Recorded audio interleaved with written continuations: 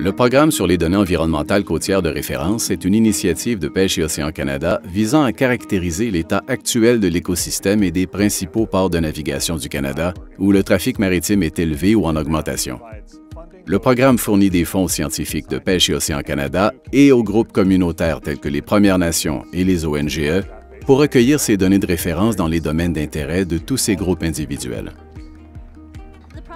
Le projet lui-même a vu le jour au début de l'année 2019 dans l'espoir d'établir un programme qui donnerait à nos membres les moyens d'effectuer un travail davantage axé sur la nation concernant l'intendance environnementale et une espèce très pertinente sur le plan culturel.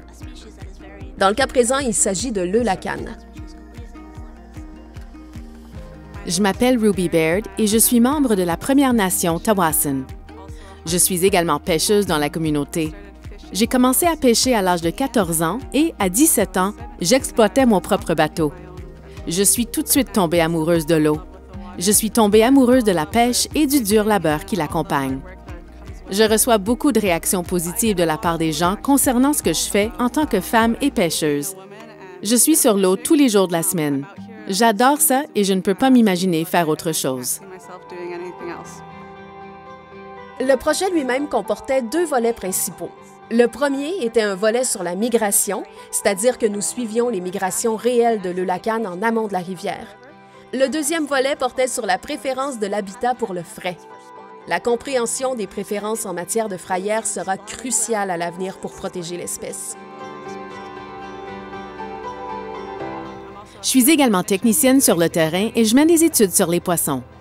C'est génial de travailler avec Ruby sur le bateau. En tant que biologiste, j'apprends beaucoup de Ruby sur l'endroit où se trouvent les poissons. Pourquoi sont-ils dans une zone particulière? Aujourd'hui, avec Chris, nous avons un filet maillant pour pêcher l'eulacane. Nous nous rendons en bateau dans un endroit où les poissons ont l'air abondants. Je n'ai pas de sondeur ou autre appareil pour trouver le poisson. J'utilise mon intuition. Nous installons le filet sur la rivière pendant 5 à 15 minutes,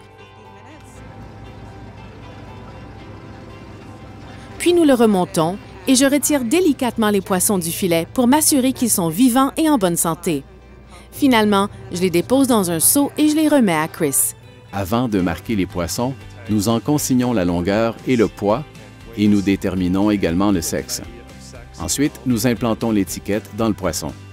Tout au long du fleuve Fraser et du bas Fraser, nous disposons d'un certain nombre de récepteurs acoustiques et chacun de ces récepteurs capte le signal sonore de l'étiquette. Au fur et à mesure que le poisson remonte la rivière, le récepteur enregistre cette information. Ainsi, nous pouvons savoir exactement quel poisson a été marqué et à quel moment, ainsi que son sexe, sa longueur lorsqu'il a été étiqueté et le moment où il remonte la rivière. Le poisson nous a fait vivre pendant de nombreuses années. Il représente une grande partie de notre alimentation.